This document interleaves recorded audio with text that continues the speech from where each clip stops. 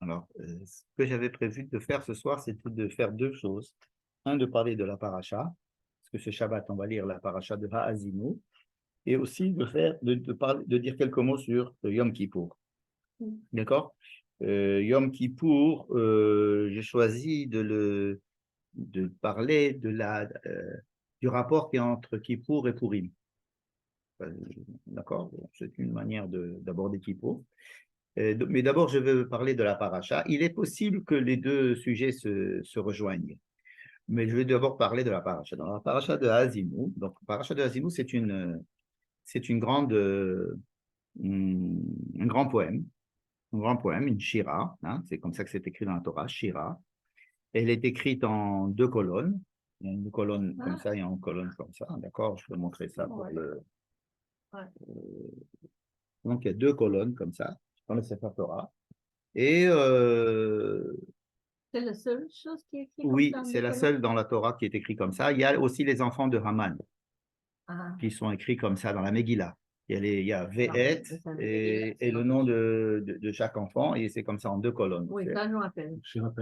Shiratayam, elle est faite, l'Evena al-Gaber, elle est comme ça, comme une construction bien solide, comme ça, tu vois, comme ça, comme ça, comme ça, comme ça.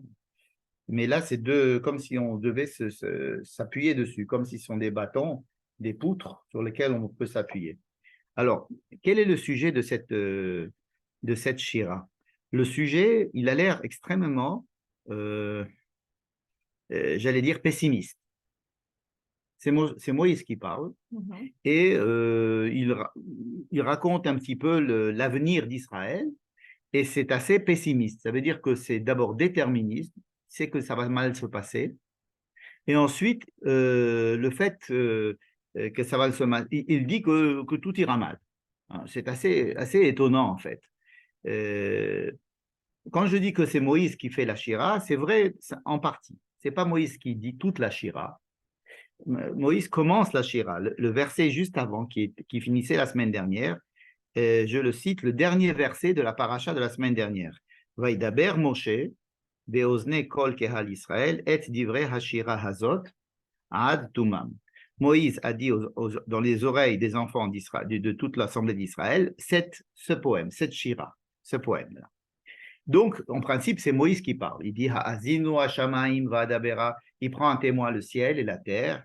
Et il dit bon, comme tous les poèmes, c'est difficile à comprendre. C'est pas de la prose, c'est difficile à expliquer, à comprendre. Il y a des mots qui font des allusions. C'est assez difficile, mais l'esprit général est très pessimiste.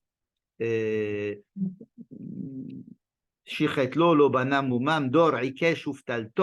une génération de gens qui sont têtus et qui sont fuyants.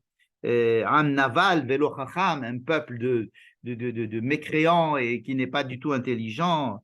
Zechor Yemot Olam, She'al Avicha Ve'yagedcha, Yatsev Gemulot Amim, il raconte toute l'histoire d'Israël, mais de façon pessimiste. Pourquoi je dis que Moïse le dit en partie? Parce que c'est vrai que tout au début de la paracha, c'est Moïse qui parle, et il parle de Dieu à la troisième personne. Il dit, il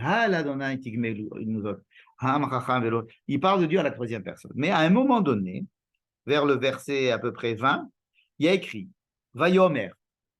Et là, il parle de Dieu. Mais il parle de Dieu à la première personne. Ça veut dire, Vayomer, deux points, ouvrez les guillemets, et là, c'est Dieu qui parle. Mais Dieu ne dit pas une phrase, il dit pratiquement tout jusqu'à la fin, et qui est encore même plus long que le début. Donc Dieu commence, en fait, qui c'est qui dit la Shira?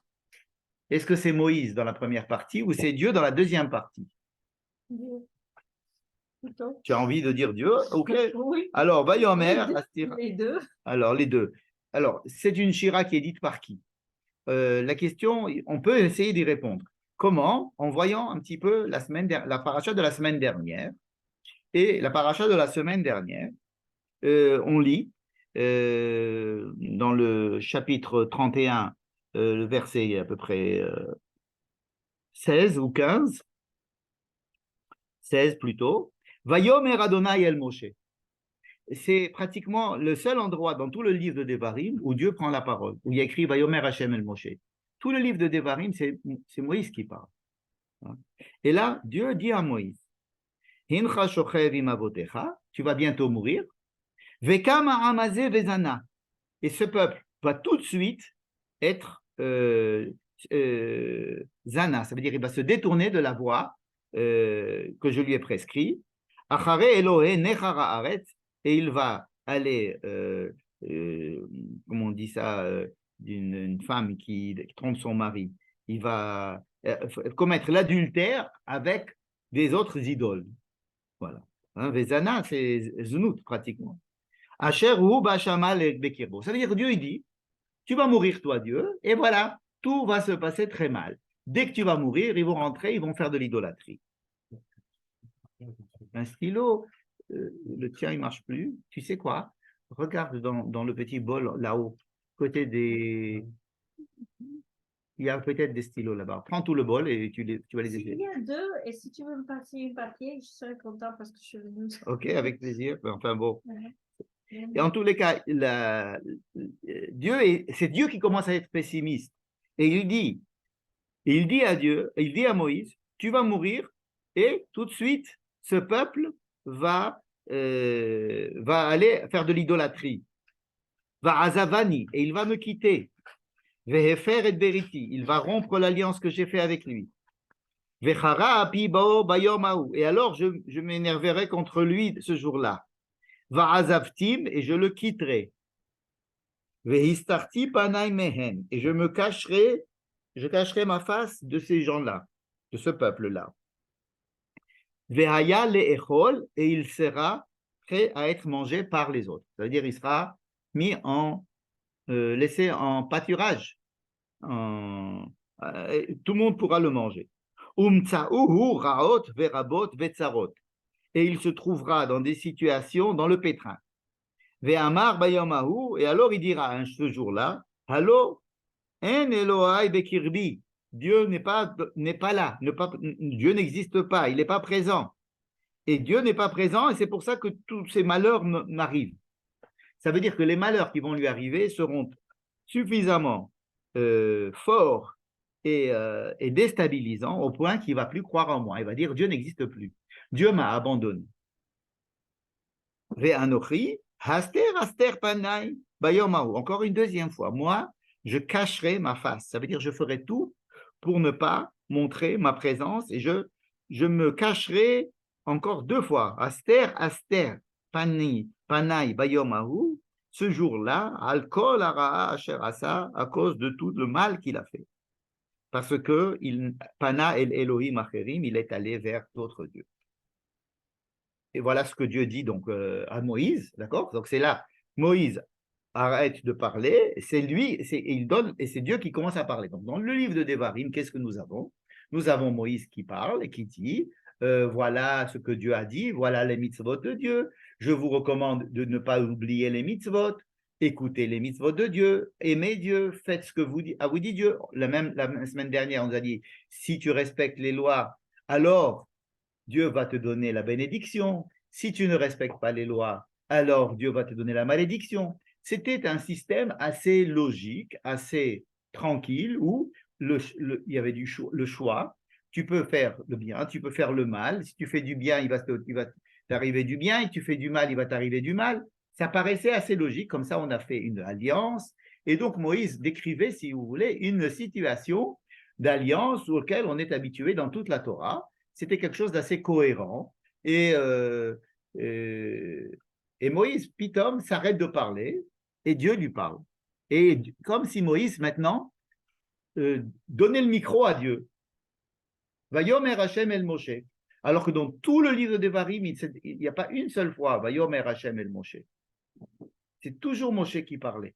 Et là, Moïse, Dieu lui dit, il lui prend le micro. Dieu lui prend le micro et lui, il parle. Et Dieu parle. Mais il parle à l'encontre de tout ce qui nous a été enseigné jusqu'à présent. Jusqu'à présent, on nous a dit qu'on avait le libre arbitre, qu'on pouvait choisir de bien faire ou de mal faire, et que ce qui nous arriverait dépendait de ce que l'on faisait. Donc, le bien, le mal dépend du fait que l'on fasse le bien et le mal nous-mêmes. Or là, Dieu prend la parole pour dire quoi? Pour annoncer des catastrophes. Tu vas mourir. Et dès que tu vas mourir, je sais que ce peuple va faire des bêtises. Et alors, non seulement il fera des bêtises, mais il fera des bêtises telles que moi, je le punirai, et je le punirai d'une manière telle que il arrivera à la conclusion que Dieu n'existe plus. Il n'existe pas. Et moi, je fais exprès de ne pas apparaître, et je vais tout faire pour qu'ils ne sentent pas ma présence, et qu'ils sentent que tout est aléatoire, et que tout fonctionne comme si Dieu n'était pas là, je dirais même comme si l'alliance n'existait plus, puisque l'alliance était quand même, il y avait quand même des causes et des effets. Là, il n'y a pas de cause et d'effet, c'est quelque chose qui est annoncé de façon extrêmement arbitraire et déterminé et pessimiste. Donc voilà le pessimisme déjà où il vient. Et qu'est-ce qu'il dit Dieu? Je cacherai ma face. Aster, aster, panim, panai, mehem, verata, et je continue à lire. Et maintenant, quitte-vous lachem et ashira hazot. Je vous demande d'écrire cette shira, ce poème. Quel poème? Quel poème? Pour l'instant, il n'y a pas de poème. Ou alors, ce que Dieu vient de dire déjà, c'est un poème. C'est une première partie du poème. Elle est en prose, elle n'est pas sous forme poétique, elle est avec des phrases cohérentes, bien que la raison de ces phrases ne soit pas cohérente. Les phrases, on peut les comprendre. Et il dit, écrivez cette shira et enseigne-la à tous les enfants d'Israël afin qu'ils l'apprennent par cœur. Sima befihem. Il faut apprendre cette shira par cœur.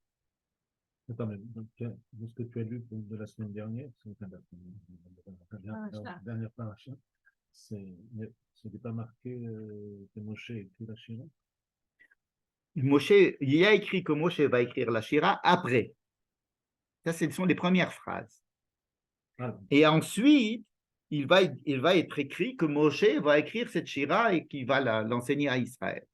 Mais qui c'est qui initie l'idée qu'il faut qu'il y ait une Shira? C'est Dieu. Et on peut même imaginer qu'il commence déjà à parler du contenu de la Shira. Et il dit, écris-moi ça et enseigne-le à Israël. Et Sima Befihem, il faut que ça soit, il faut qu'il l'apprenne par cœur. Pourquoi apprendre par cœur? Pourquoi apprendre par cœur cette Shira? Les Ma'an Tihyeli Ashira Azot Le'ed, pour que cette Shira soit un témoignage à l'intérieur du peuple d'Israël. Parce que je vais la ramener en Israël, et dès qu'il va rentrer, il va commencer à gagner beaucoup d'argent, il va commencer à construire des maisons, et il va commencer il va être repu, et il va se détourner de moi, et il va rompre l'alliance. Donc c'est encore une fois pessimiste et déterministe. Pourquoi déterministe? Ça peut être déterministe parce que Dieu sait ce qui va arriver. Première explication, tu as raison, de dire Dieu sait ce qui va arriver, il nous donne le libre arbitre, mais quand même, il sait ce qui va arriver, il nous dit ce qui va arriver. C'est première explication. Deuxième explication, beaucoup plus littérale, c'est de dire que Dieu nous dit ça va mal se passer. Je vous annonce que ça va mal se passer. Ce qui est extrêmement difficile et incompréhensible de dire qu'il a dit ça alors que tout ce que nous avons dit avant, c'était le contraire. Il n'y a pas écrit. Et si vous décidez que... C'est comme si on avait deux systèmes, on en a parlé la semaine dernière, un système où les choses sont délivrées au libre arbitre. Si vous faites du bien, il y aura du bien, si vous faites rien. De l'autre côté, moi, sachez que je sais ce qui va se passer et ça va être une catastrophe. Bon. Si tu sais ce qui va se passer, que ça va être une catastrophe, tais-toi. Parce que ça contredit tout ce que tu m'as dit avant. À quoi ça sert de me le dire? Non seulement tu me le dis, mais tu me demandes d'apprendre ça par cœur afin que ça reste, comme on a vu tout à l'heure, des poteaux sur lesquels vous devez toujours attraper. Quelque chose de bizarre se passe ici. Oui, parce que c'est pas ça va arriver comme ça, sauf si vous faites tchouva ou Il n'y a vous pas faites écrit, il n'y a rien écrit. attention, ou faites Ça, quelque c'était chose. ce qu'on avait étudié dans la Oui. paracha de Kitavo, Ouais. les bénédictions, les malédictions, tout ce qu'on avait appris, que Moïse nous avait appris, qui était censé, qui est en accord avec tout le reste de la Torah, et qui est quelque chose, quelque chose qui... Et là, ça fait tache d'huile, c'est pas possible. Ça contredit tout ce que la Torah nous a enseigné jusqu'à présent. Alors, non seulement ça contredit, mais c'est pas dit en catimini. Peut-être que ça se passera comme ça. C'est voilà ce qui va se passer, tu vas écrire ça et tu vas l'enseigner. Apprenez-le par cœur. J'insiste pour l'apprendre par cœur et c'est écrit avec 2 colonnes, sur 2 colonnes. Et il demande à Moïse de l'enseigner à Israël. Et Moïse est obligé de l'enseigner à Israël contre cœur, parce que ce n'est pas ça qu'il leur a expliqué jusqu'à présent. Et tout le début de la Shira, où Moïse parle, c'est en fait une introduction à la poursuite de la parole de Dieu. Comme je vous ai dit, il va continuer sa prophétie, Dieu va continuer sa prophétie dans le verset 20, où il va dire, Vayomer, là Dieu reprend la parole, Astira panai mehem, justement le sujet dont il avait parlé, je me cacherai d'eux, et je verrai qu'est-ce qu'ils vont devenir de cette chose-là. Qui dort banim lo emunban, on ne peut pas avoir confiance dans ces juifs-là. Hem kin uni beloel, ki asuni behablehem, ani akni em beloam. Ils m'ont fait, ils m'ont rendu jaloux parce qu'ils m'ont abandonné, et moi, je les rendrai encore plus jaloux du fait que je leur montrais que je ne suis plus avec eux. Ça veut dire que je disparaîtrai. On a parlé un petit peu de ça la semaine dernière, enfin il y a 2 semaines, mais ici, la question est de savoir, donc la Shira, c'est une Shira de Dieu. C'est évident. Il demande à Moïse de faire la Shira parce qu'il a besoin d'un tampon, de que Moïse d'abord l'enseigne à Israël et qu'il explique ce qui va se passer et qu'il essaye d'adoucir le message. Mais Moïse, c'est pour ça que Moïse est tellement pessimiste et déterministe lui-même. Il est obligé parce qu'il se met dans la peau de Dieu qui est en train de dire tout ça. Donc, si je résume jusqu'à présent, il se trouve que un autre système semble nous être présenté ici, qui contredit le système qui nous a été présenté jusqu'à présent par Moïse. Le fait que ce système nouveau apparaisse est accompagné du fait que c'est Dieu qui parle et plus Moïse. Et Moïse est obligé, Dieu demande à Moïse d'essayer d'enseigner ça à Israël. Donc la question, c'est de savoir pourquoi enseigner ça à Israël, en quoi est-ce que ça va les aider. Est-ce que dire tout va aller mal, c'est quelque chose c'est une bonne chose pour Israël? En quoi c'est une bonne chose pour Israël de savoir que tout ira mal? Cache-le, comme j'ai dit tout à l'heure. Ne leur dis pas au moins. Ne leur dis pas. Tu peux leur dire par une demi-phrase en disant « Ah oui, mais si un jour il vous arrive ça, je vous ferai ça. » Mais ça a déjà été dit dans les Akitavo. On nous a déjà dit « Si vous m'abandonnez, je vous abandonnerai, etc. » Ça a déjà été dit. Mais pourquoi être si catégorique et pourquoi revenir sur cette histoire de Aster Panay Mehem? Je vais me cacher d'eux. Ça a l'air tout à fait pessimiste, tout à fait déprimant, tout à fait inapproprié, tout à fait contradictoire avec tout ce que nous avons vu jusqu'à avant, et en quoi cela doit être quelque chose qu'on apprend par cœur. Vous savez que cette phrase-là qui dit « Sima befihem », les rabbins en déduit que tous les jours, nous devons lire cette shira. La shira de Haazinu doit être lue tous les jours. C'est une halacha de dire la shira de Haazinu tous les jours. Les rabbins ont dit « Attendez, c'est trop pessimiste, on ne peut quand même pas leur demander de dire ça tous les jours. On va la remplacer par la Shira Tayam, qui est beaucoup plus sympathique. Mais c'est un compromis. À la base, on aurait dû dire Haazinu tous les jours. On aurait dû dire Haazinu tous les jours. Et d'ailleurs, il y a des jours où on dit Haazinu à la place de la Shira, au Sha'an Araba, si je me souviens bien, on dit la Haazinu. Ça veut dire qu'il y a on revient à l'ordre qui est donné initialement. Donc, quand nous lisons la Shirat Hayam, le deuxième poème qui existe dans la Torah, qui est beaucoup plus sympathique parce que Dieu nous délivre, il nous fait des miracles, et Dieu est avec nous. Bon, alors on dit, bon, tu nous as demandé de faire une Shira, on fait une Shira. Mais c'est pas ça qui est demandé. En fait, c'est les rabbins qui ont eu peur qu'on soit trop déprimés au début de la journée et ils nous ont enlevé à Azinu, ils nous ont mis la Shira à la place. Mais on aurait dû dire à Azinu tous les jours. Bon. Je voudrais développer l'idée que c'est en fait quelque chose d'extrêmement positif et d'optimiste. Vous allez me dire comment je vais réussir ça. Je ne sais pas si je vais réussir, mais je vais essayer de vous donner le point de vue de certains rabbins à ce sujet, notamment le Rav Tamir Granot, et qui s'appuie sur beaucoup de commentaires chassidiques. Et qui dit quoi? Il dit, arrêtons de nous mentir. Dieu n'est pas présent dans le monde de façon évidente. Que Dieu cache sa face, on n'a pas besoin d'attendre la Shoah, on n'a pas besoin d'attendre les pogroms pour se rendre compte que Dieu n'est pas présent dans le monde et que souvent, il suffit de voir qu'il y a du malheur, il suffit de voir qu'il y a de l'injustice, il suffit de voir que les gens qui sont des Rechaim réussissent dans la vie et que des Tzadikim souffrent beaucoup. Il suffit de voir la réalité, on ressort dans la rue, Dieu n'existe pas. Donc le Esther Panim dont on parle ici, il ne faut pas, on n'est pas obligé d'attendre, d'avoir des situations catastrophiques comme celles que nous avons vécues pour dire waouh, c'est du Esther Panim ça. Le Esther Panim, c'est quelque chose qui existe.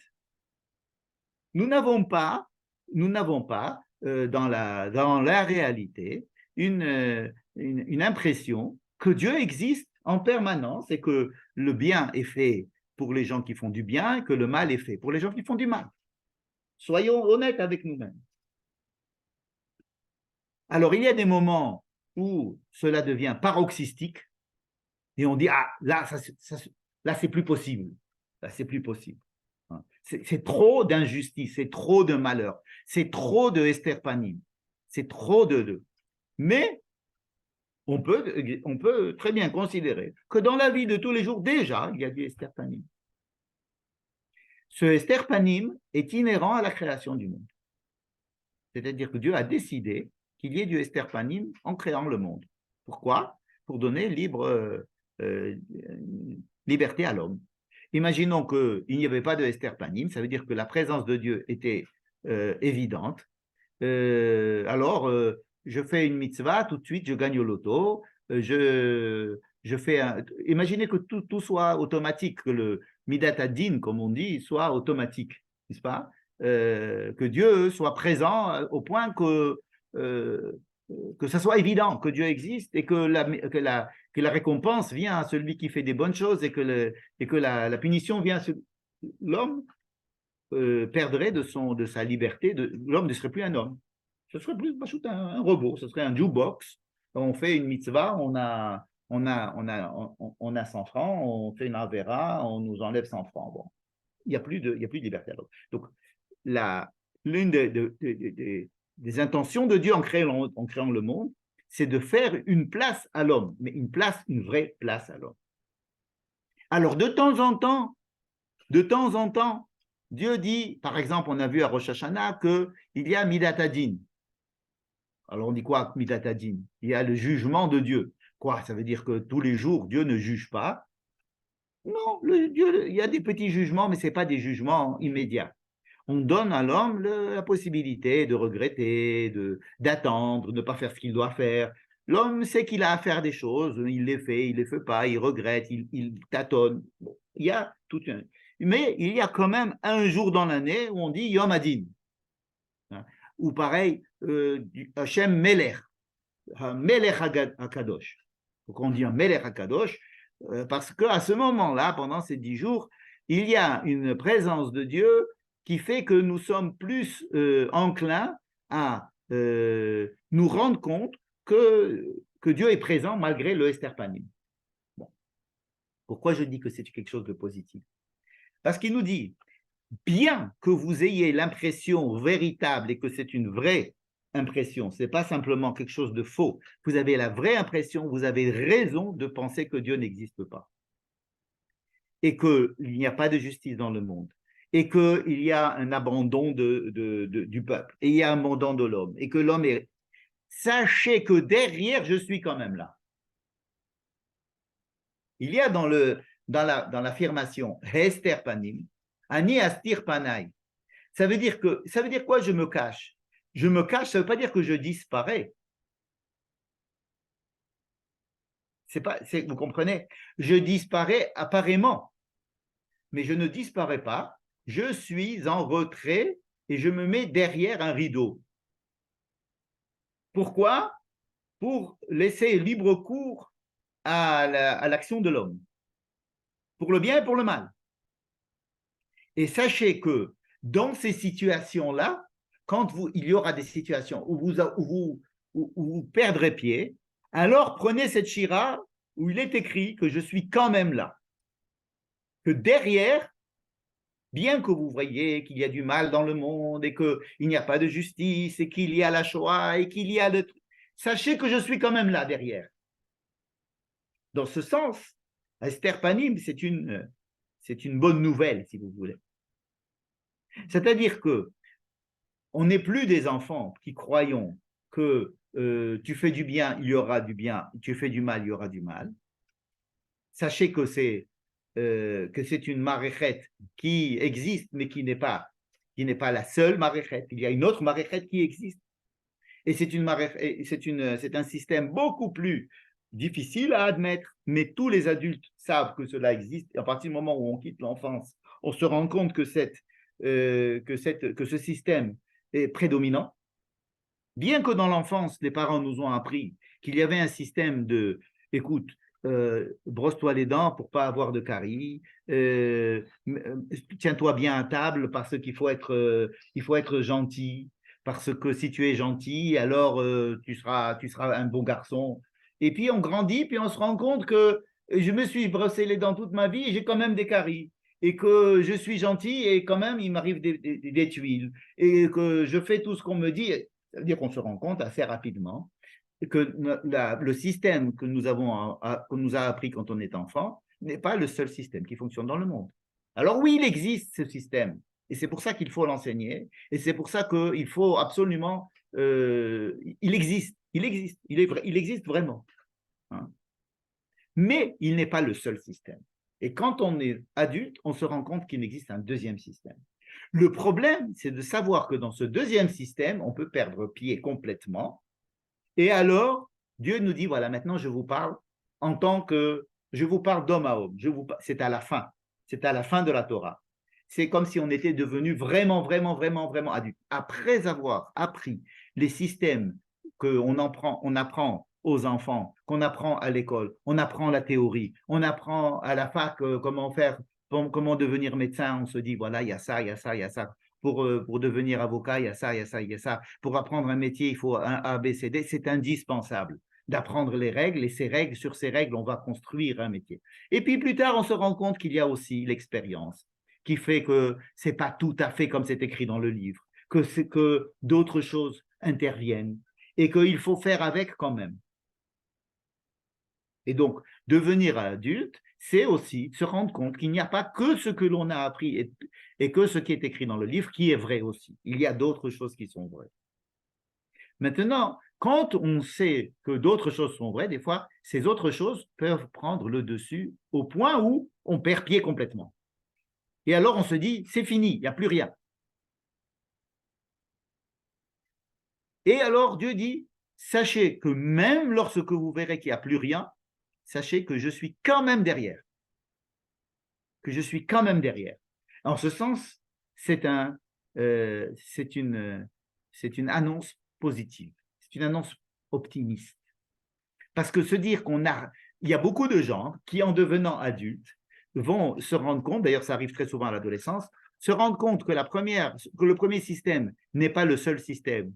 Et ils vont se rendre compte qu'il y a un deuxième système. Ils vont être tellement frappés de plein fouet par ce deuxième système qui est l'injustice, qui est la douleur, qui est le fait que les parents ne sont pas les protecteurs à ce point, que la vie est dure, que ce n'est pas aussi facile que ce que nous avait appris et les systèmes ne sont pas aussi bien roulés, bien huilés, tels que nous avons appris à l'école, dans les livres et par les parents. Et alors, si on prend des fois trop la connaissance, la prise de connaissance du deuxième système dans la figure, on veut tout envoyer balader. Et alors, on envoie tout balader, et c'est très souvent ce que l'on fait à l'adolescence, parce qu'on se dit, attends, tout ce que tu m'as dit, c'est faux. Vous m'avez appris à l'école, au Talmud Torah, dans la religion, que il faut faire les mitzvot et on sera bien. Et voilà, moi je fais les mitzvot et je vois que mes copains qui ne font pas les mitzvot, ils réussissent mieux que moi et eux, ils ont les meilleures filles et moi je suis timide et les filles ne viennent pas, ou ils gagnent de l'argent et moi je ne gagne pas d'argent. Bref. Et alors, j'en renvoie tout balader. J'envoie tout balader. Et c'est prévu. On voit tout balader, on envoie tout balader sur le plan personnel et on peut le faire aussi sur le plan du peuple entier. Et alors, à ce moment-là, en envoyant tout balader, je peux arriver à un état de complète dépression ou alors un état d'anarchie, une impression d'anarchie qui prévaut dans le monde, de manière à ce que rien ne va plus. Tout est foutu.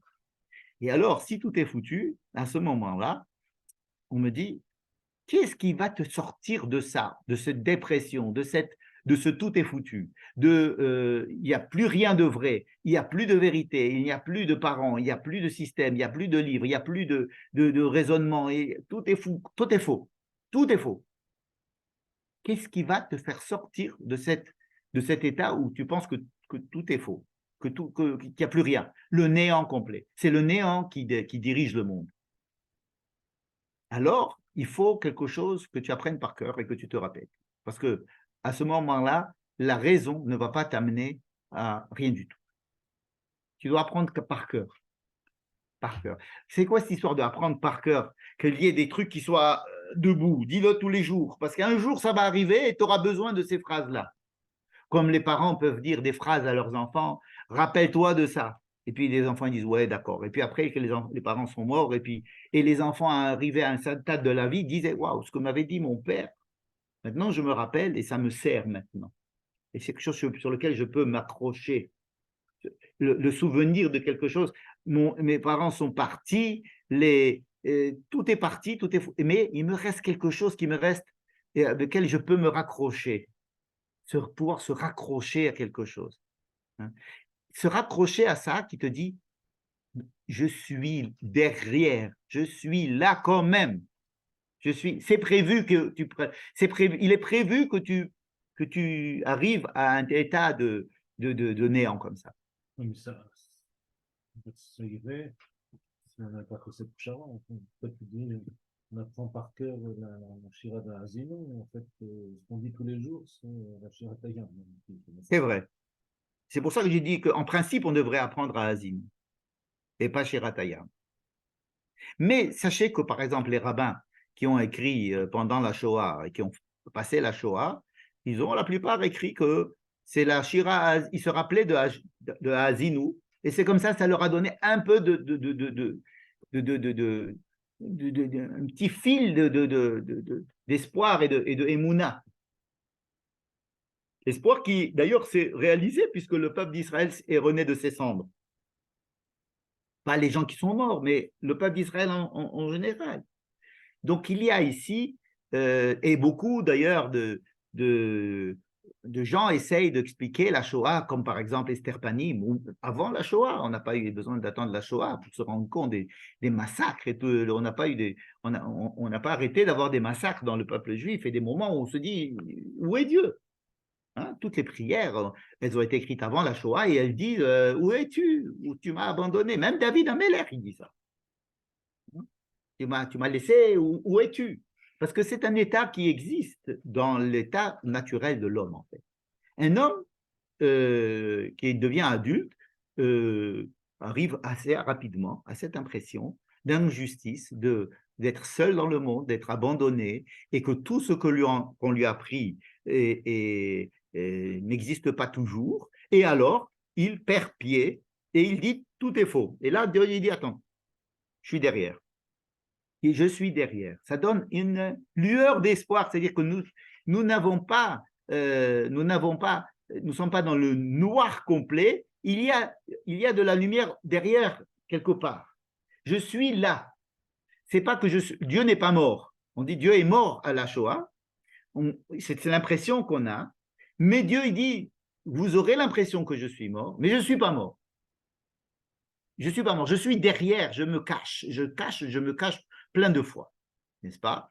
Donc, le fait de se dire qu'il se cache, c'est un petit peu avoir quand même une lueur d'espoir. Et c'est pour ça que Moïse arrête de parler, il laisse à Dieu la parole. Ce ne sont pas des choses que l'homme peut dire. Il n'y a que Dieu qui peut parler. C'est pour ça que c'est la seule fois où Dieu parle dans le livre de Devarim. Et ce que fait Moïse, c'est simplement de présenter les choses, mais c'est Dieu qui fait la shira. C'est une shira de Dieu. C'est pas Dieu, c'est pas Moïse qui est pessimiste. C'est pas Moïse qui dit vous irez mal. C'est Moïse qui essaye d'expliquer pourquoi Dieu dit que tout ira mal.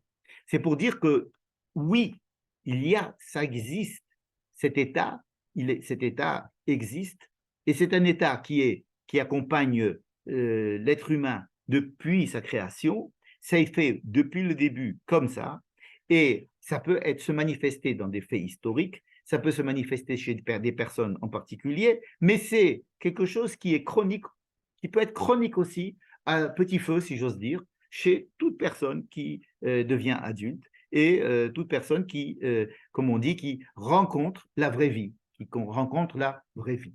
D'accord? Alors, on a beau s'appuyer sur les livres, sur le raisonnement, sur la logique, sur le bien et le mal, etc. Il faut savoir que ce n'est pas le seul système et qu'il y a un autre système. Mais que derrière cet autre système, il y a le mystère panique. Voilà. C'est ce que je voulais dire à propos de la paracha de Hazim. Ça répond à la question. Pourquoi est-ce que Dieu intervient pour nous dire ça? Parce qu'il ne veut pas nous laisser comme des... il prend le taureau par les cornes. Il nous dit, voilà, la vraie vie, c'est ça. Oui, la vraie vie, c'est ça. La vraie vie, c'est ça. Simplement, il va falloir que tu prennes vous savez comment on fait des nœuds dans le mouchoir, parce que tu seras tellement déprimé que tu n'auras plus rien pour te raccrocher. Alors, tu verras ton mouchoir et tu te rappelleras. Tu verras le nœud, tu te rappelleras. Il faut des choses qui soient en dehors de la logique, en dehors du raisonnement, en dehors pour pouvoir être aidé de l'extérieur par ça. Donc, il faut qu'il y ait une aide extérieure. En fait, ces deux poteaux, ces deux amoudim que font la paracha de Hazinou, en fait, si on se rend bien compte de la réalité des choses, ils sont plutôt un message d'optimisme dans un monde de grande injustice et de grande souffrance. Ils sont un message quelque part d'optimisme en disant « et pourtant je suis là derrière ». Et comme disait l'autre, et pourtant elle tourne. C'est-à-dire je suis là derrière. D'accord? Je suis là derrière. Et si je te donne tellement je donne tellement de liberté et aux événements et à la cruauté des hommes et c'est intentionnel pour que l'homme il puisse se battre et prouver que derrière cette absence de Dieu, il existe Dieu quand même. Hein, c'est ce qu'on fait par exemple à Rosh Hashanah. Et on va voir ce que c'est aussi ce qu'on fait pendant les 10 jours jusqu'à Kippour au moins, qui peuvent nous donner un petit peu d'éclairage pour toute l'année. C'est-à-dire, de Rosh Hashanah à Kippour, il y a ce qu'on appelle les Aseret Yemei Teshuvah. Hein, et là, je passe au deuxième sujet, qui est les 10 jours de... Qu'est-ce qui se passe pendant les 10 jours entre Rosh Hashanah et Kippour? Ce sont 10 jours particuliers, en dehors du temps, extraterritoriales, qui ne respectent pas les lois normales de l'année. Hein? Dans l'année, par exemple, on dit Karov Adonai lechol koreav lechol asher ikra'uhu be'emet. On dit ça dans la Shrevetecha, n'est-ce pas? Ça veut dire que Dieu répond à tout celui qui l'appelle vraiment. Asher ikra'uhu be'emet. Ça veut dire que pour avoir la réponse de Dieu, il faut l'appeler be'emet. Ah, alors qu'est-ce que c'est be'emet? Allez savoir ce que c'est que be'emet. D'accord? Pendant les 10 jours, on dit Dirshuhu biyoto karo. Il n'y a pas de question de Béhémet ou pas Béhémet. Dieu est plus présente. Ça veut dire qu'il y a une perception de la vie et de la réalité qui est un peu différente. De Rosh Hashanah à Kippour, on a commencé à dire qu'il y avait du din, ce qui fait peur, mais ce qui est rassurant aussi. Dire qu'il y a du din, c'est rassurant. Hein, imaginez que vous êtes dans une cour d'école et que tout le monde fait n'importe quoi, et qu'on tape, et qu'on frappe le plus faible, se dire qu'il y a un directeur là-haut qui est en train de regarder et qui va punir les... c'est rassurant. Alors, on n'aime pas les punitions, on n'aime pas les heures de colle, mais on est rassuré du fait qu'il y a quelque chose qui a une maréchette de din quelque part. Mais cette maréchette de din, elle ne marche pas toute l'année avec la même intensité, justement à cause du Esther Panim. Et la deuxième chose qu'on a fait Rosh Hashanah, c'était de dire que Dieu est roi. C'est à peu près la même chose. Ça veut dire que au lieu de nous laisser la responsabilité sur nos décisions dans les mains et nous dire que tout ce qui se passe dans la vie dépend de tes décisions, eh bien, sache que tu peux te lâcher. Au moins, entre Rosh Hashanah et Kippour, tu peux te lâcher et dire que de toutes les façons, c'est Dieu qui fait les choses. Comment? Tu peux dire que Dieu, c'est lui qui décide les choses, alors il n'y a plus de libre arbitre. Hein? C'est un système qui est complètement contradictoire avec le libre arbitre. Tu me laisses le libre arbitre, mais tu me dis que de temps en temps, sois en contact avec cette histoire-là où c'est Dieu qui est roi. On dit un Melech HaKadosh. Pourquoi tu dis un Melech HaKadosh? Et le reste de l'année, tu ne dis pas un Melech HaKadosh. Hein? Dans la prière, on dit El HaKadosh toute l'année. Et pendant ces 10 jours, on dit un Melech HaKadosh. Pourquoi? Pourquoi tu dis Hamelech HaKadosh et pas toute l'année? Parce que toute l'année, on ne va pas te demander de dire que c'est Dieu qui fait tout le temps. Parce que ça t'enlève complètement ta responsabilité. Et tant... Oui. Cette période, de travail. Le travail qui est de... J'ai rien à faire. Ben, le travail, justement, il est beaucoup plus difficile que l'on croit parce qu'il demande de lâcher prise. Lâcher prise. C'est un travail très agréable, mais il est difficile de lâcher prise. Il y a certaines personnes qui n'arrivent pas à lâcher prise. Ils gardent les rênes de leur vie en permanence. Et là, on te dit, surtout à Kippour, on te dit de lâcher prise. À Kippour, à Kippour, on te dit de lâcher prise, que tout dépend de Dieu. Tu n'es presque plus un homme.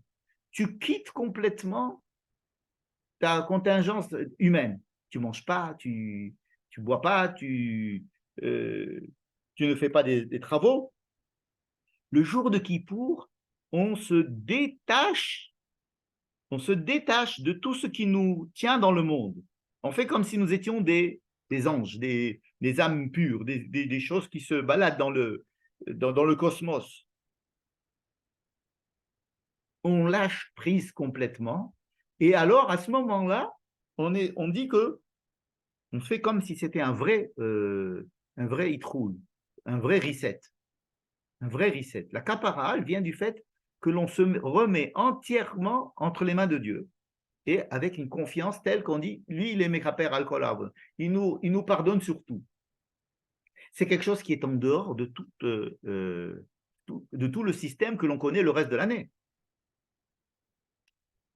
Mais même pendant les louls, alors, les louls, ce sont des... Tchouva, alors, qu'est-ce que c'est que tchouva, justement? Qu'est-ce que c'est que tchouva? Alors, tchouva, c'est je mets une paire de téfilines tous les matins, alors maintenant je vais mettre 2 paires de téfilines le matin. Qu'est-ce que c'est tchouva? Tchouva, c'est de revenir à une certaine émouna en Dieu. Alors, je sais que c'est traduit aujourd'hui par des choses très... des supplications et des trucs, et on a fauté, Qu'est-ce que j'ai fauté? En quoi j'ai fauté?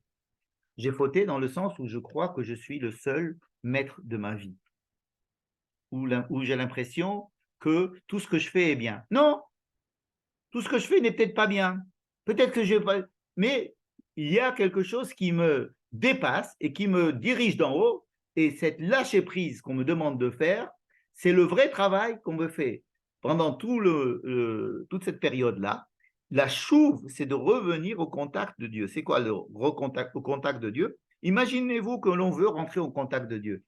Mais alors, on annule complètement notre existence. Si vous êtes devant Dieu, alors c'est Dieu qui comme on dit, sa lumière éblouit. Ça veut dire que c'est lui qui décide tout. Alors, d'accord, si on commence à parler de Dieu et de ce qu'il fait dans le monde, qui sait que c'est lui le point. En hébreu, on dit le point. C'est lui le centre. Et moi, je ne suis plus le centre.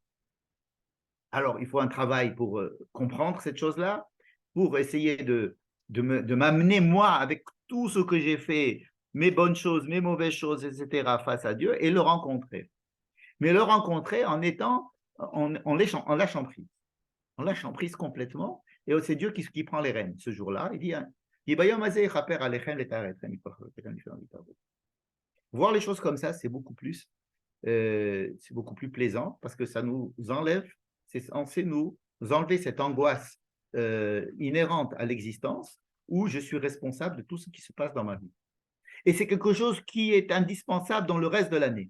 Mais à ce moment-là, Dieu nous dit, hop, lâcher prise. C'est dans ce sens qu'on va lâcher prise, c'est-à-dire se rendre compte qu'il y a aussi quelque chose qui est en haut, l'autre domaine, l'autre registre, si vous voulez, un autre registre. Et alors, cette confrontation avec ce deuxième registre, il est stressant parce qu'on est face à Dieu et donc on est comme on est oh là là, j'ai mal fait, je suis face à Dieu. Mais d'un autre côté, c'est Dieu qui dirige le monde. Et donc Dieu me dirige aussi. Vous voyez?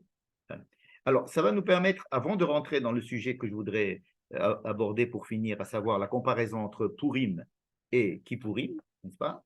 Je vais dire un mot à propos de Kippour dans la Torah. Kippour dans la Torah apparaît dans la paracha de Hémor et dans la paracha de Pinchas, exactement comme il apparaît, comme apparaît Rosh Hashanah. D'accord? On nous demande de faire essentiellement deux choses à Kippour dans ces parachiotes-là. Il n'est pas question du tout de Avodat HaKohen Agadol il n'y a pas de Seder Avoda hein, dans la paracha de Hémor et la paracha de Pinchas, là où on a la liste des fêtes, et chaque fête, qu'est-ce qu'on doit faire? Alors, il y a, dans la paracha de Pinchas, on nous dit aussi qu'il faut amener certains sacrifices, différents d'ailleurs de ceux qui nous sont dit par ailleurs lorsque le Kohen Gadol rentre dans le Saint des Saints. Il y a des sacrifices qu'on doit amener. Mais il y a deux choses très importantes qui nous sont demandées, surtout dans la paracha de Hémor, c'est de nous dire, ce jour-là, il faut te'anu et nafshotechem, le inouï, et kol melechet avoda lo ta'asu, Shabbat Shabbatot yelachem. De ne pas faire des travaux que nous ne faisons pas Shabbat d'ailleurs, mais pour une raison totalement différente du Shabbat. Shabbat, on ne travaille pas parce qu'il faut voir la différence avec les autres jours, parce qu'on veut dire enfin, on fait pas les travaux de Shabbat, parce que Shabbat, c'est une raison différente. À Kippour, on nous dit de ne pas travailler, pas parce que c'est Shabbat, mais parce que j'arrête d'être un homme, agissant en tant qu'homme et vivant en tant qu'homme, habituellement. Donc, je ne peux pas être efficient dans la vie, donc je fais aucun travail. Mais aussi, je ne vis pas avec les plaisirs basiques de la vie, à savoir manger, boire, être avec sa femme, m'habiller avec des chaussures qui me protègent des cailloux, me laver, m'enduire d'huile c'est comme ça qu'avant il se sentait bien, etc. Parce que je suis plus comme Shabbat, en travaillant pas, on se rend compte d'autres choses. Hein. Si j'arrête de travailler, j'arrête d'utiliser mon téléphone Shabbat, hop, je me rends compte qu'il y a une autre dimension, je peux vivre autrement qu'avec mon téléphone. Ah, ça me fait... Eh bien là, c'est pareil, je prends conscience d'autre chose, que je suis autre chose qu'un être matériel. Hein. Et donc, je cesse d'être un homme qui agit dans ce monde et un homme qui a un corps. Je fais comme si je n'avais pas de corps. Je fais comme si je n'avais pas d'activité. Je fais comme s'il ne fallait pas bosser, etc. Donc, c'est deux choses qui sont demandées à Kippour. Ce sont elles qui font le jour de Kippour. D'où je l'apprends du mot Be'etzem Hayom Hazeh. Teranu et nafshotechem, Be'etzem Hayom Hazeh, c'est dit à chaque fois, même pour le Inoun, et c'est dit aussi pour le fait de ne pas travailler, de ne pas faire ce que l'on fait Shabbat, comme, pour résumer. Qui Yom Kippourim hu lechaper alechem lifnei Elohechem, qui kol hanefesh asher lo te'uneh be'etzem hayom hazeh v'nifleta me'ameha. בעצם היום הזה, נכון? כל מלאכה לא תעשו בעצם היום הזה. Et on dit, עצם עיצומו של יום מכפר. C'est le jour, mais qu'est-ce que c'est que ce jour? Comment est-ce que je fabrique ce jour? Itsumo shel yom. C'est quoi le Itsumo shel yom? Ça veut dire la structure de ce jour elle-même, elle fait que Dieu m'envoie la kapara. Il y a un reset qui est fait par en haut.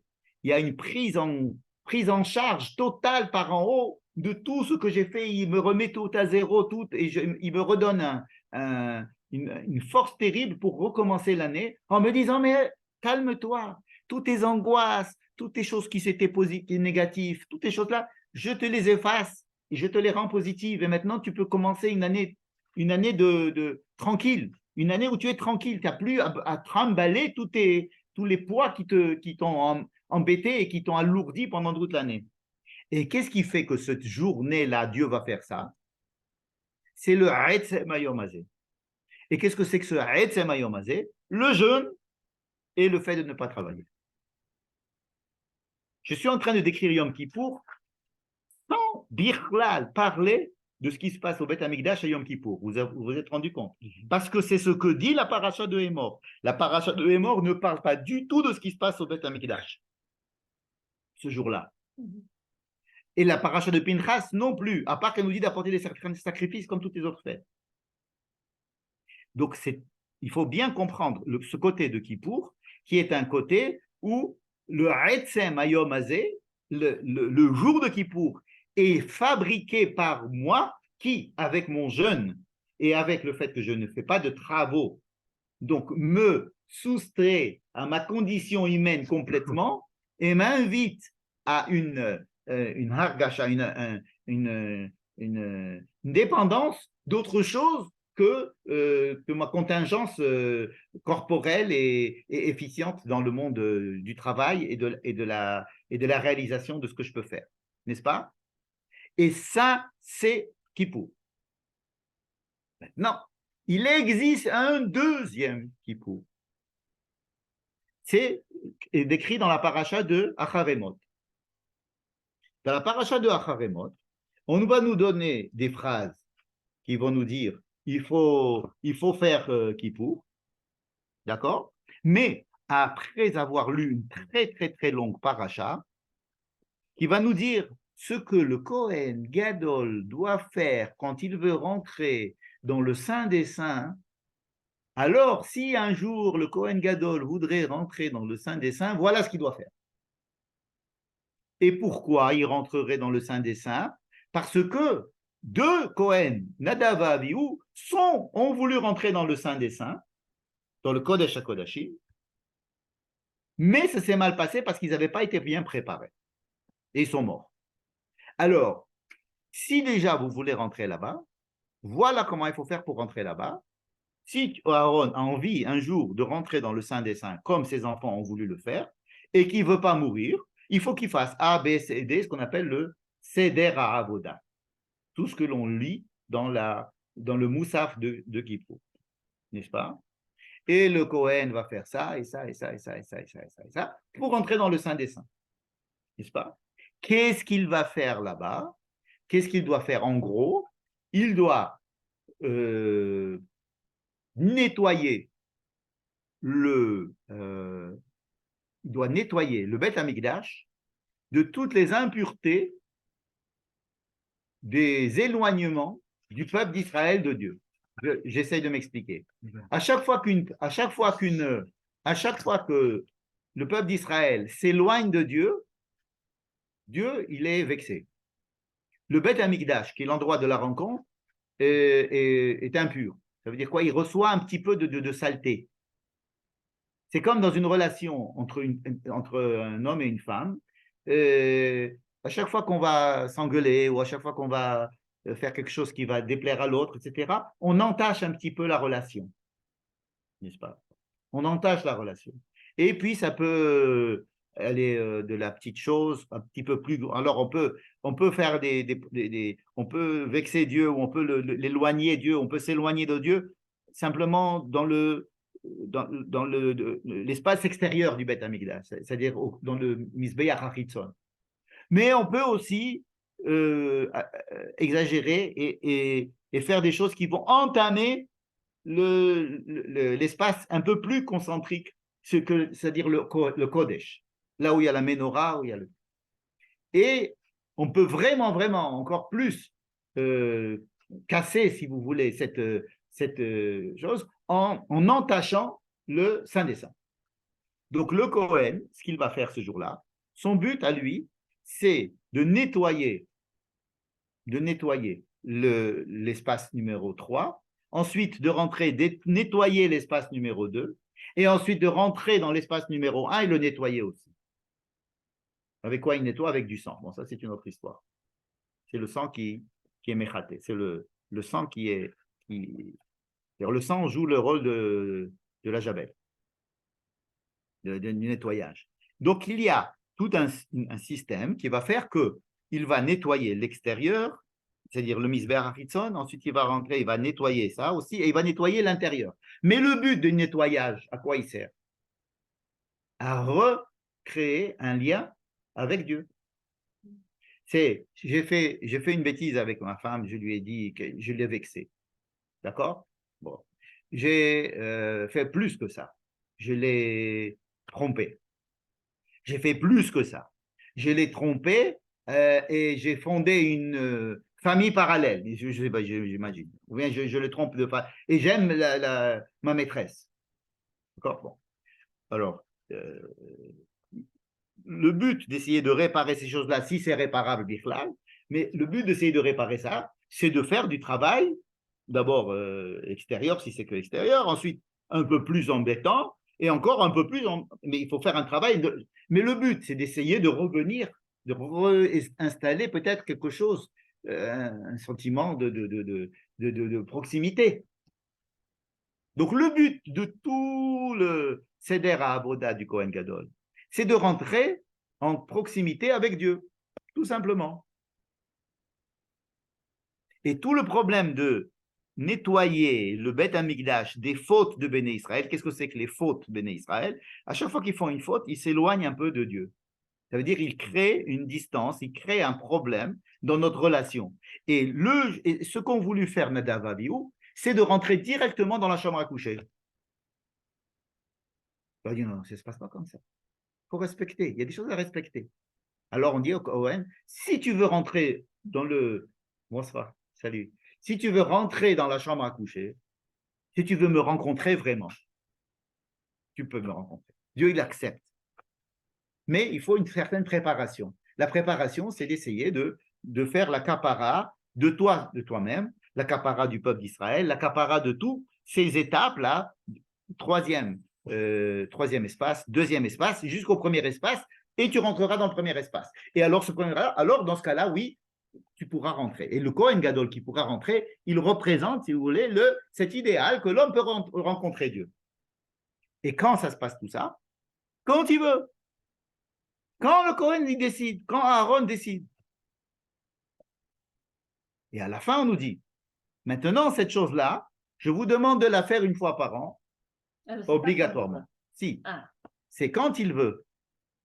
C'est quand Aaron a envie de rentrer dans le Kodesh HaKodashim, voilà, toute l'année. Voilà ce qu'il doit faire. D'accord? Ça, c'est l'explication du Gaon de Vilna. Il peut faire ça quand il veut.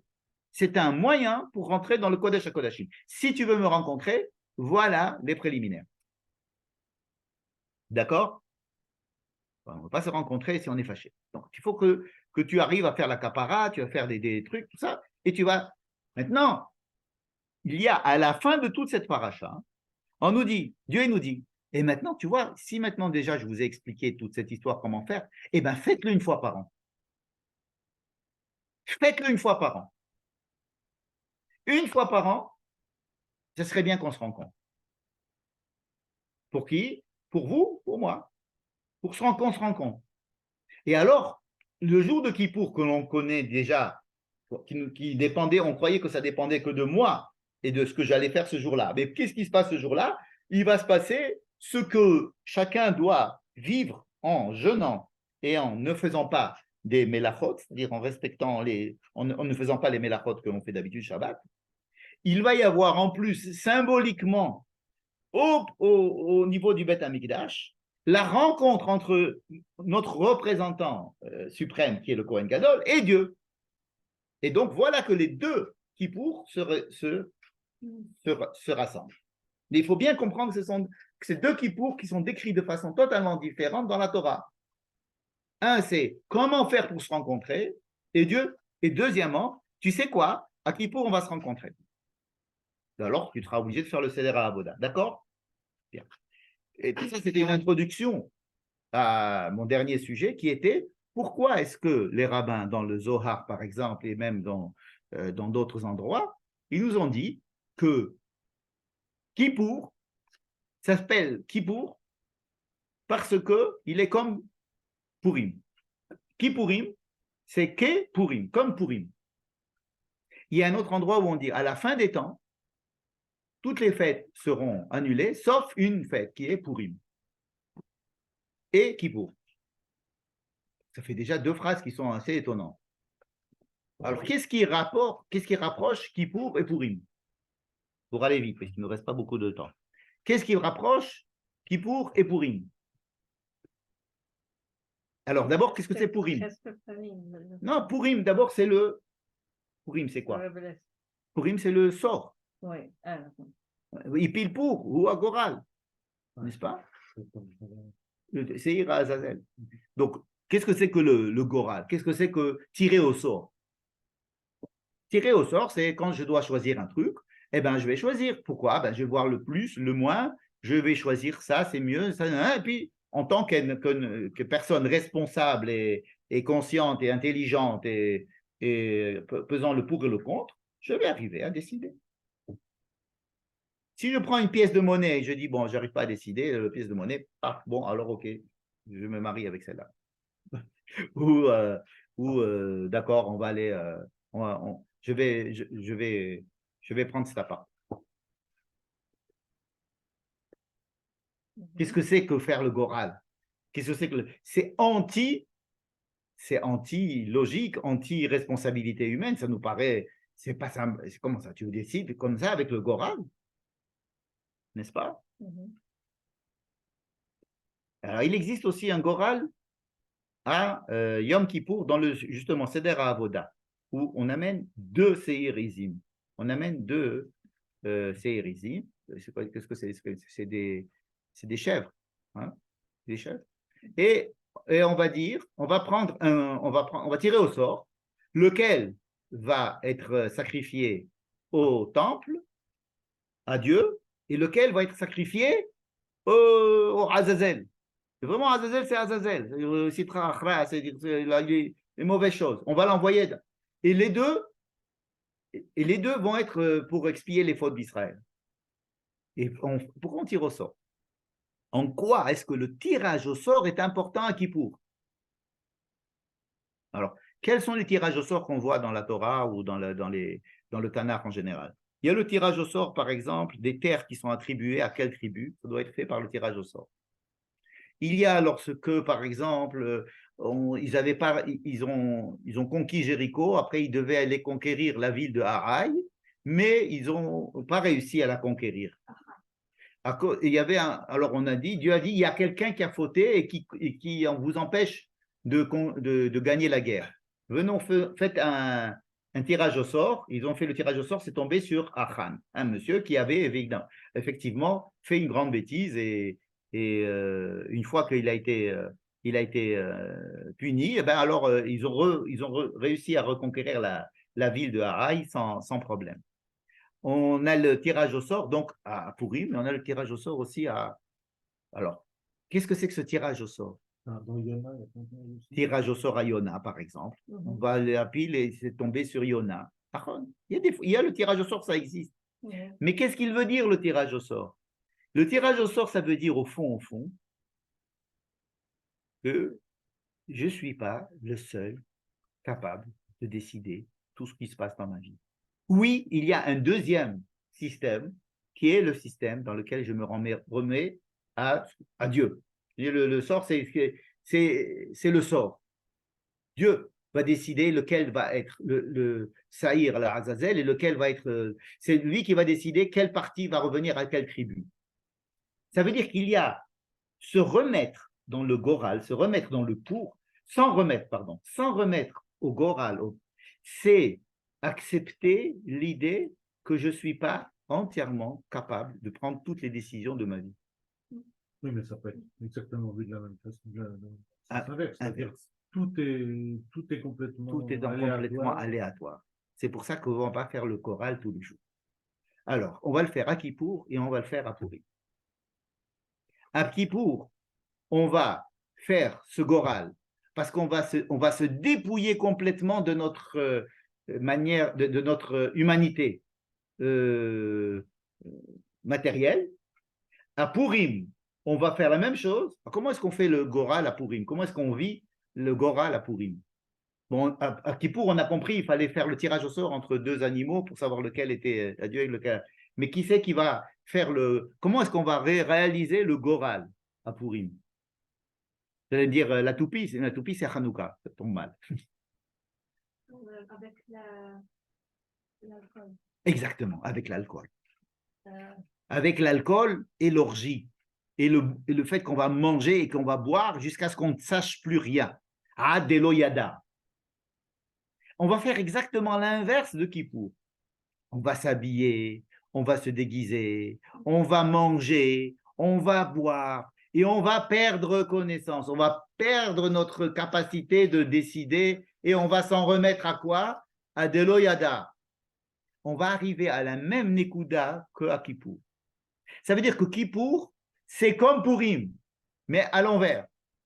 On arrive au même résultat. Remets-toi entre les mains de Dieu. Même les mots. Oui, ben oui, c'est pour ça que Kippourim, c'est Purim, comme Purim. Le pour et le goral. Donc, qu'est-ce qui s'est passé dans la Megillah? Dans la Megillah, on n'a pas l'impression que Dieu existe. Ce sont des faits que l'on peut relater dans le journal, n'est-ce pas? Or, on se rend compte qu'il y a un deuxième système qui existe en plus et qui fait que ça marche. Alors que quand on est dans le premier, à Purim, on fonctionne dans le premier système, le système de se dire, eh ben, il faut tout faire pour que ça marche. On va jeûner, on va se mettre, on va essayer d'aller chez le roi, on va essayer on va essayer d'intervenir, on va tout faire pour que ça marche. Et ça a marché. Et ensuite, on se dit, attendez, mais tout ça, ça a marché parce que par en haut, Dieu il nous a aidés à ce que ça marche. Mais où tu vois Dieu, tu ne le vois pas. Dans la Megillah, il n'y a pas le nom de Dieu. Ça veut dire qu'encore une fois, nous sommes en contact avec deux systèmes qui sont antinomiques. Le système où c'est l'homme qui fait tout et le système où c'est Dieu qui fait tout. À Purim, on essaye de se dire, c'est Dieu qui fait tout. On se rend compte que c'est Dieu qui fait tout alors qu'on nous demande que toi tu fasses tout. À Deloyada, ça veut dire tu vas essayer d'aller au-delà de la toute puissance de la réflexion. Ça peut être très dangereux. Parce que sans remettre au pour, au goral, ou à se dire on va devenir mystique au point de dire que tout est... Alors c'est très très dangereux. C'est-à-dire que le travail que l'on fait à Kippour est moins difficile que le travail qu'on fait à Purim. Parce qu'à Kippour, qu'est-ce qui peut nous arriver? On est à la synagogue, maximum, on mange. On est tombé dans les pommes. Qu'est-ce qui peut nous arriver? Tandis que, parce qu'on est là, on est à la synagogue, on prie, on jeûne, on ne fait pas les trucs, donc on est là, quoi. À Purim, mais si on se soumet, on peut faire des bêtises. Et on peut trop manger, on peut se faire du mal au corps, on peut se faire du mal aux autres. C'est très dangereux. Le travail de Purim, dit le rabbi de Lubavitch, est plus compliqué à faire que le travail de Kippour. C'est pour ça qu'on dit que Kippour, c'est comme Purim. Parce qu'on compare les choses en disant ça, c'est comme ça. Ça veut dire que la référence, c'est Purim. Et que Kippour, ce serait je vais vous expliquer ce que c'est Kippour. C'est comme Purim. Si vous avez compris ce que c'est que Purim, alors vous pouvez faire Kippour. Mais les deux jours de Kippour et de Purim, ils nous invitent à essayer de transcender notre emprise sur nous-mêmes et penser que nous sommes les seuls à diriger le monde et de découvrir qu'il y a quelque chose dans le Esther Panim, derrière, à Purim et à Kippour. La lâcher-prise de Kippour et la lâcher-prise de Purim.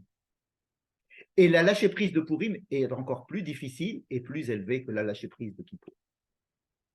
Parce que se saouler et s'en sortir, c'est plus compliqué que de jeûner et de s'en sortir. Parce que là, il est assez il est safe à Kippour. Tandis qu'à Purim, c'est beaucoup plus compliqué. Donner ton argent, tu commences à être très actif à Purim. Et tu manges et tu bois, et c'est exactement le contraire. Et les deux contraires amènent veulent nous faire découvrir que derrière le Esther Panim, il y a Kadosh Baruch Hu. Et que cette lâcher prise et s'en remettre, ça peut nous aider pour tout le reste de l'année en se disant, des fois, calme-toi, ne sois pas trop angoissé. Et rappelle-toi de Purim, rappelle-toi de Kippour. Ça veut dire que Purim ne va pas revenir 2 fois dans l'année, Kippour ne viendra pas 2 fois dans l'année, mais ce sont des éclairages qui peuvent nous aider dans le reste de l'année à nous calmer, à nous en remettre à Dieu, bien qu'on nous demande d'être conscient, de ne pas se saouler, de ne pas trop manger, d'être responsable de nos actes, etc. Mais ces 2 jours-là resteront toujours parce qu'ils sont au-delà de la contingence de l'histoire et au-delà de la contingence de la responsabilité humaine. C'est pour ça que les rabbins disent que ça va continuer, parce que ça se passe dans un autre domaine. Vous voyez, quand ils disent que tout va disparaître sauf Kippour et Purim, c'est pour nous dire que ça fait partie d'un registre qui est différent du registre normal des faits de l'histoire. On sort d'Égypte, on fait truc, c'est quelque chose qui est au-delà. C'est ce qu'ils appellent, c'est ce que le Rabbi Tzadok HaKohen appelle le Messirut Nefesh. On est Messirut Nefesh à Kippour parce qu'on est Mosrim et Nefesh à Dieu. À Purim, on est Mosrim et Nefesh parce qu'on est entièrement, on est Beloyada. Voilà, bon, bonne fête de Kippour. Avec plaisir. Merci Michel. Je pense qu'il y a une relation entre les deux. Je ne sais pas si vous avez fait. Hein? Oui, c'est Gad. Salut Gad. Salut Gad. C'est le bonjour de Hana. Voilà, on vous embrasse. Passez Fatima Tova. Merci. Bonne fête de Kippour à tous. À tout le monde. Voilà, merci, à bientôt. Merci Michel. Au revoir. Bye.